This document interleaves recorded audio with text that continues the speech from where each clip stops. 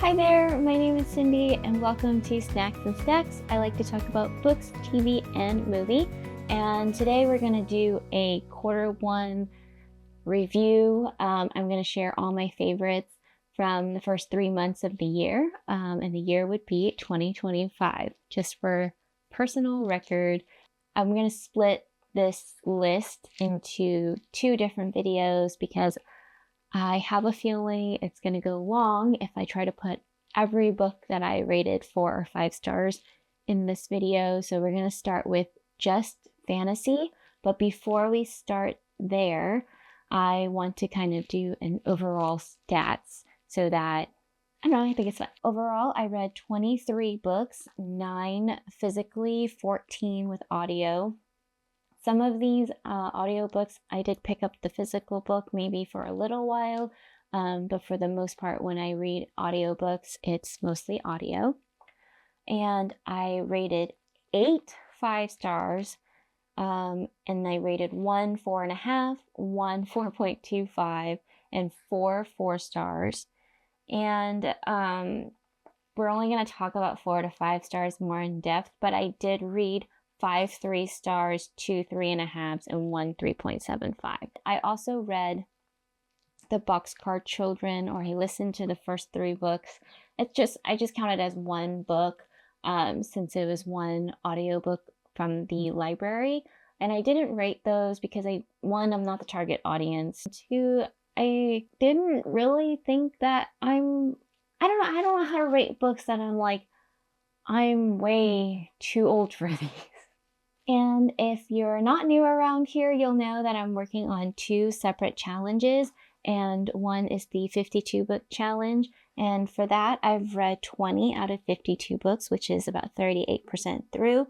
And reading the books that I own in the completed series, I was able to read 2 completed series, and I've unhauled 1 series.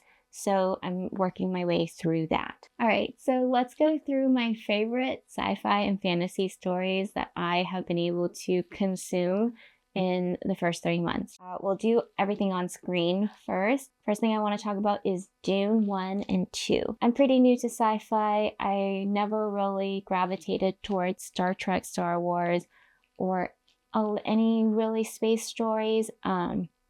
So for me, Dune was mostly just a curiosity, and then a lot of people on BookTube, and then my husband also wanted to watch it, so that convinced me to try it out. I thought that it was a very good intro to sci-fi. It was super accessible, and I thought that the cinematography was beautiful.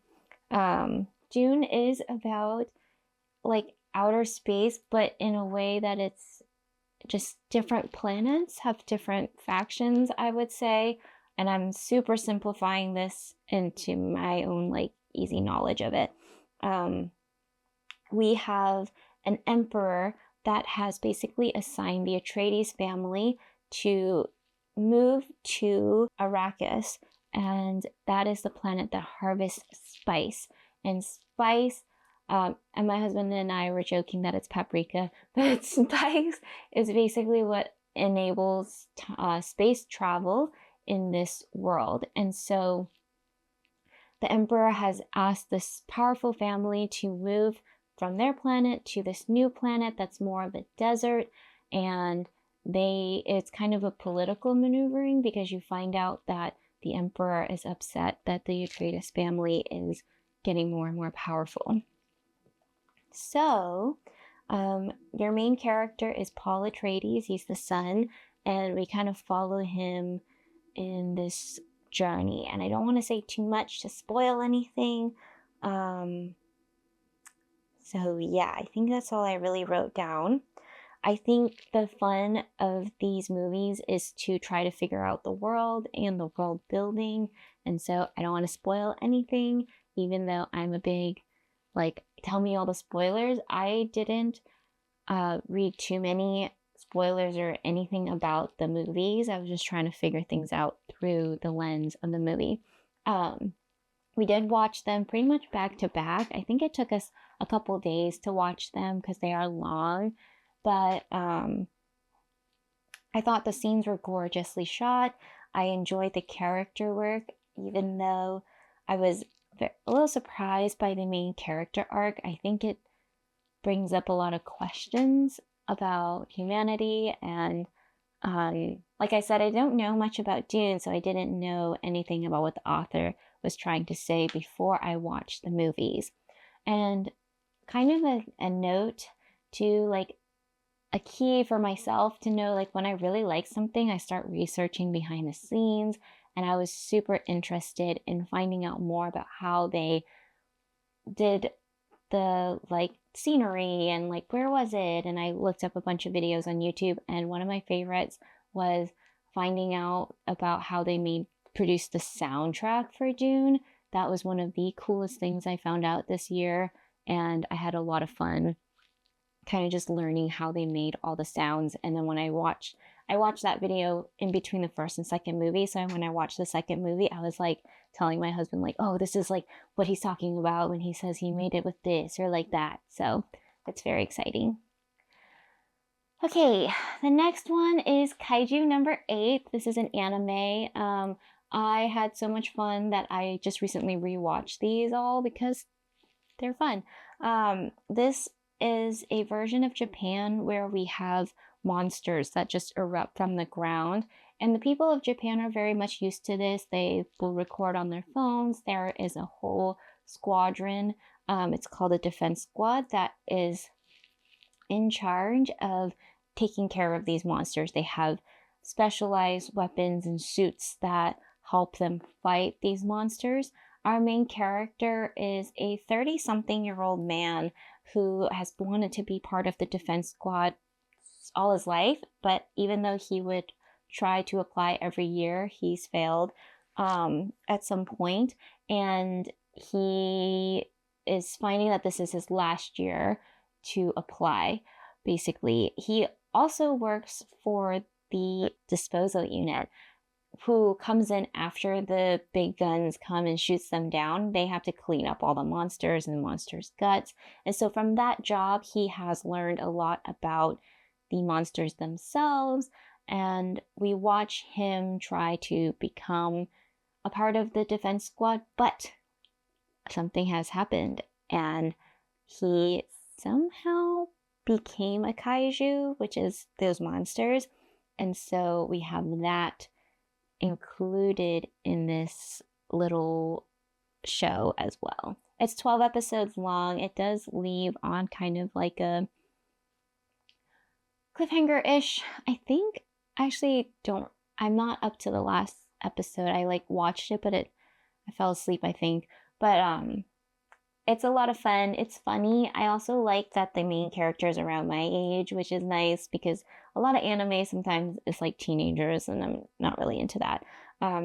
So yeah, and I think it's not really a magic system, but it's just the way the suits work and the monsters work. That is super interesting. And I think there's stuff that we can kind of explore with that as well. All right, the last on-screen fantasy sci-fi recommendation from me is Fallout, the TV show on Prime. I have not watched anyone really play the games, and I know very little about Fallout lore, but I know my son likes it. I try to make him a cake, actually, from one of the helmets, and I know my brother-in-law played it, and I know about it. I've seen the, like, guy with the yellow hair, but I really don't know too much about it. So I sat down with my husband, we watched it, and I loved it. I think the lore is so cool. The tone is like interesting because it's funny, but it's dark, but it's also funny. I don't know how to explain that more. If you know nothing about Fallout, it's about an alternate future where after World War II, nuclear technology kept advancing more into that direction. And we're in the aftermath of the Great War of 2077. In the TV show, we are 200 years after that. And what I love about Fallout is not just the tone, but the design, like the sets and all the props. It's very retro-futuristic, or futuristic retro. I'm not sure what way you say it, but it's basically like, it feels like the 1950s, 1960s never got out of style. I just love the style and how everything looks, the look and feel. It's very distinct. It's very Fallout. You can tell that there's a lot of work and passion in putting all of this together. The main storyline, there's 3 POVs, and the main one is Lucy, who is a vault dweller. Basically, when the nuclear bombs came, a bunch of people went down to the vaults, and they have been living down there, and their promise is that they will repopulate the earth. And she has to come to the surface because something happens. And you can kind of see the contrast between vault dwellers and surface people. The actors are all fantastic. The setting, like I said, was wonderful. The props were great. The plot was great. It was just a good time. It was such a good time. And I'm very excited to hear that there is season 2 coming. All right, so let's take a water break, and I'll be right back to talk about my favorite fantasy stuff on page. Okay, so for fantasy books that I recommend from my reading this quarter, first I'm going to start off with, of course, the Bear and the Nightingale trilogy. This is called the Winternight trilogy. It is 3 books long. It is adult Russian folklore, historical fantasy. Very long genre title there. I listened and read the books physically. It was a historical fantasy, like I said, and I rated it. The first book was a 4, and then it was a 5, and it was a 5.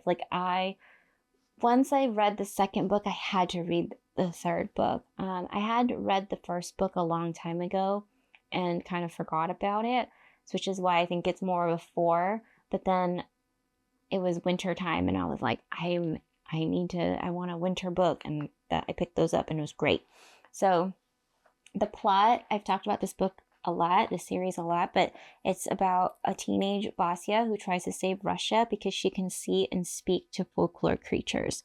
It's third person, multiple POV, and I think the writing style is very descriptive and engaging, and it has a folklore type of storytelling.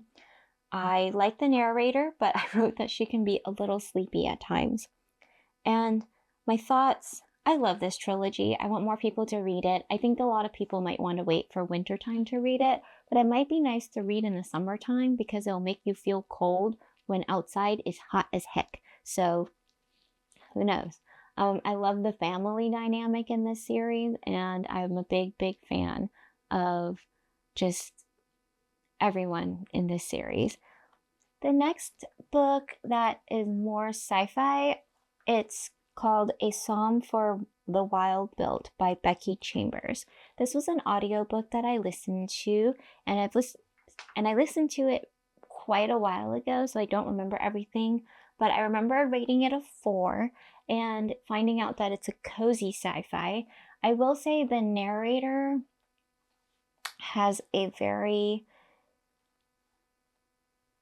interesting style where it was very calming, but I found it really hard to follow. I remember restarting the book several times just because I was trying to get used to getting the information, and it might have just been the writing style.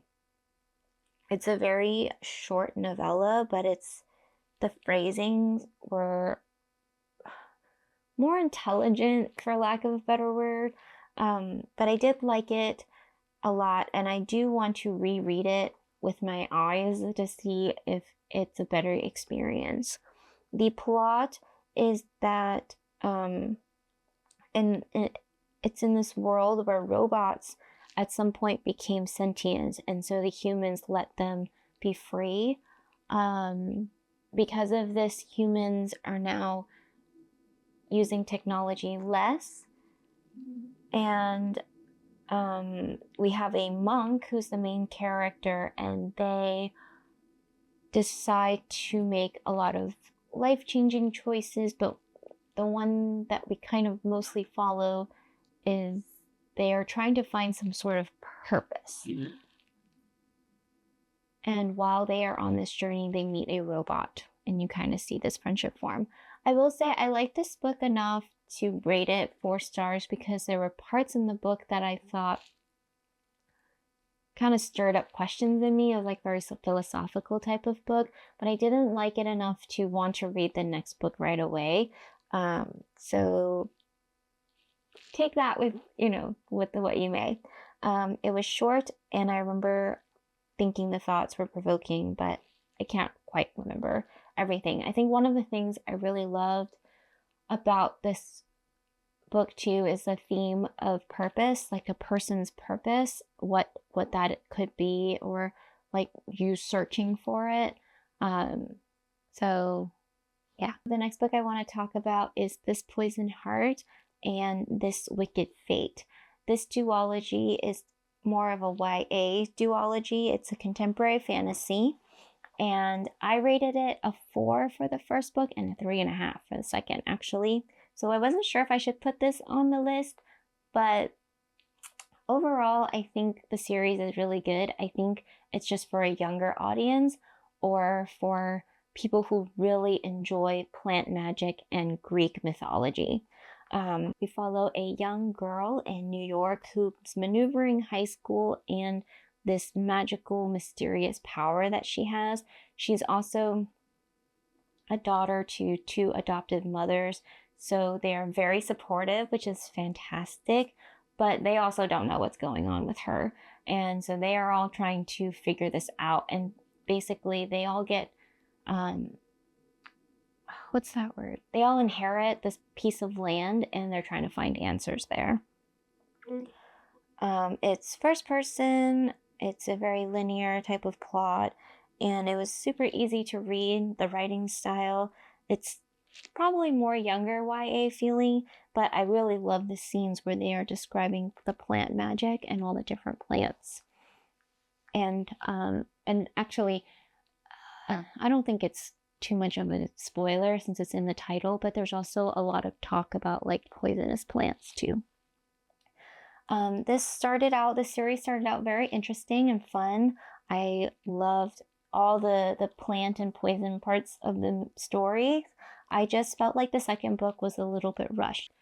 If you like Percy Jackson and those kind of adventure stories, I think you would appreciate some of this a lot as well. And I just love the supportive mothers in fantasy. Like, there's something about supportive parents that's very much missing in all fantasy books, so I'm really glad it existed in this book. The next book I want to talk about is Watermoon by Samantha Sotto Yambao.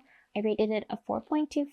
I did it by audio, and it's a magical realism fantasy. I think I would have rated this higher if I read it physically, just because some of the ethereal words I think would have meant more to me reading it versus hearing it. But the narrator did have a great, I wrote creepy, but I don't know if that's the right word. She just had a great tone to her voice that made the world magical but slightly sinister, which is actually very much on point. The plot, you're basically following Hana, and she has inherited this magical pawn shop. And this pawn shop allows people to come in from our world.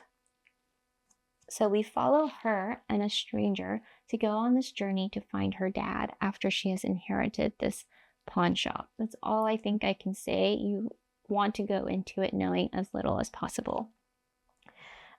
It's third person POV, and it switches between Hana and the stranger, whose name is Kay.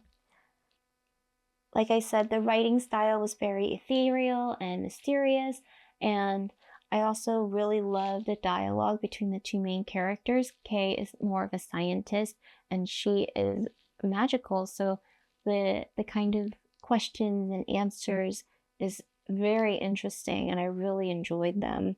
And I think it was done very well. I really enjoyed this world. It does remind me a lot of Studio Ghibli, where we have cute and cozy Ghibli meets slightly sinister Ghibli. This very much is aligned with Japanese culture and just the way they incorporate spirits into their stories. So I think if you enjoy Japanese culture and spirits and magical realism, you would have a really good time with Watermoon. We're at the last one. Okay, my favorite. I did not save my favorite for last, although it feels like I did.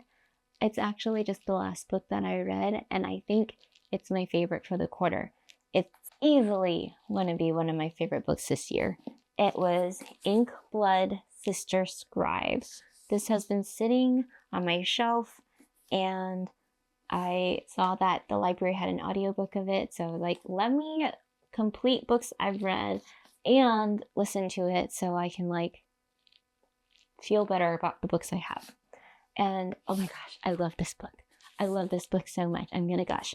Okay, I gave it a 5, obviously, and it's a contemporary fantasy, which means, well, I think you know what it means, but in case you don't, it's where we are in our world, but there's like a magical component to it. So as we are here living our muggle lives, someone out there is doing magic, and the magic in this book are magical spell books, which I think is part of why I love this so much.